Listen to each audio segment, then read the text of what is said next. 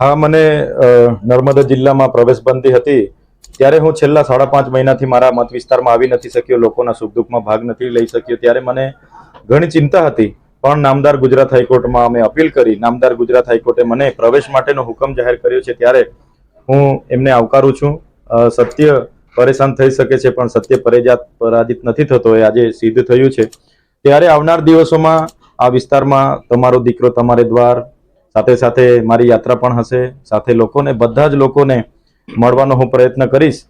ટૂંક સમય છે, વધારે વિસ્તાર ફરવાનો છે. ત્યારે ડેડિયાપાડા વિધાનસભા તો મારો પરિવાર છે, ત્યારે તમામ લોકો મારી સાથે રહેશે એવો મને પૂરો વિશ્વાસ પણ છે. ખાસ કરીને વાત કરીએ તો 6 ટર્મથી જીતતા આવેલા મનસુખ વસાવા ભાજપના તમારી સામે છે. કઈ રીતે આપણે પ્રચાર પ્રસાર કરીશું, શું મુદ્દાઓ છે આપણા ચૂંટણી પ્રચારમાં? મનસુખ દાદાને ભરૂચ સંસદીય ક્ષેત્રના લોકોએ 30 વર્ષ આપ્યા છે. છેલ્લા 28-29 વર્ષથી તો એમની પોતાની સરકાર છે, છતાં આ વિસ્તારોમાં માસ્તરો નથી, શાળાઓ નથી, યુવાનોને આટલી મોટી જીઆઈડીસી હોવા છતાં રોજગારી નથી મળતી. આ વિસ્તારોમાં રોડ તમે જોયું હશે, અંકલેશ્વરથી નેત્રંગના રોડની હાલત શું છે. આ વિસ્તારોમાં જેટલી પણ જમીનો હાજર થઈ છે એમને વળતર નથી મળ્યું. સાથે નર્મદા પૂર આવ્યું એમાં પણ વળતર નથી મળ્યું. ત્યારે પોતાની સરકારમાં પણ યોગ્ય જગ્યાએ રજૂઆત કરવામાં મનસુખભાઈ અસક્ષમ છે. પોતાના 30 વર્ષના કાર્યકાળ દરમિયાન એક પણ કાર્યાલય નથી ખોલી શક્યા. દર વર્ષની એમની પોતાની ગ્રાન્ટ સ્લેબ જાય છે. ત્યારે આ વખતે ભરૂચ સંસદીય ક્ષેત્રના લોકો મને તક આપશે એ મને પૂરો વિશ્વાસ છે. એવું કહે છે કે રમતા રમતા જીતી ગઈ.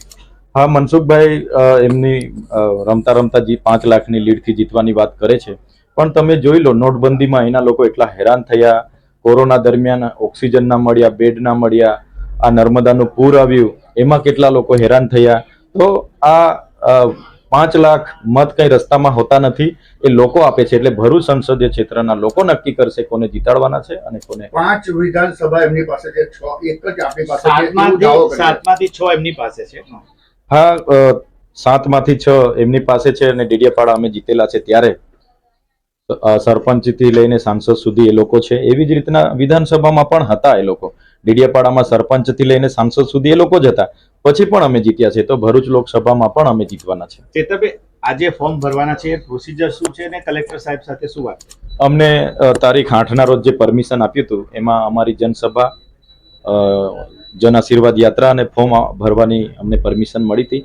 પણ ફરી 12 તારીખે નવી ગાઈડલાઈન આવી છે. એમાં કલેક્ટરશ્રીએ કીધું છે કે તમારો કાર્યક્રમ રાબેતા મુજબ રાખજો, પણ રામનવમીની રજા હોય એના લીધે હું ફોર્મ નહીં સ્વીકારી શકું. ફોર્મ આજે અમારી પાસે રેડી છે. અમે માતાજીના દર્શન પણ કરી આવ્યા છે, શ્રી રામ ભગવાનના મંદિરે પણ દર્શન કરવા જવાના છે. જો સ્વીકારવામાં આવશે તો આજે જ અમારું ફોર્મ ભરાઈ જશે. નહીં તો પછી કાલે? હા, નહીં તો પછી કાલે વહેલી સવારે આપી દઈશું. ખાસ કરીને વાત કરીએ તો મનસુખ વસાવા અનેક આક્ષેપો તમારી પર કર્યા છે. ઘણી વાર તો નાના બચ્ચું બી કીધું છે, શું કહેશો? મનસુખ વસાવા અમારા વડીલ છે, મારા મામા પણ થાય છે. એટલે એમની પાસે અમને માર્ગદર્શનની ખૂબ મોટી આશા હતી. હું જ્યારે ચૂંટાયો ત્યારે 2 કે 3 વાર એમના આશીર્વાદ લેવા ઘરે પણ ગયો હતો. પણ મનસુખભાઈ વસાવા કોઈની લીટી લાંબી ના થાય એનું બહુ ધ્યાન રાખે છે. મને પણ અનેક કેસોમાં પોતે ફસાવી ચૂકેલા છે. ત્યારે એ ગમે તેવી ટીકા ટિપ્પણી કરે તો એ અમારા ડેડિયાપાડા વિધાનસભાના લોકોનું અપમાન છે. અને પોતે સિનિયર સાંસદ છે, ત્યારે સંસદીય ભાષાનો ઉપયોગ કરવો જોઈએ એવું હું માનું છું. પોતે શું કામ કર્યા છે 30 વર્ષમાં એ બતાવવું જોઈએ. ચૈતર વસાવાની ટીકા ટિપ્પણી કરવાથી મત નથી મળવાના.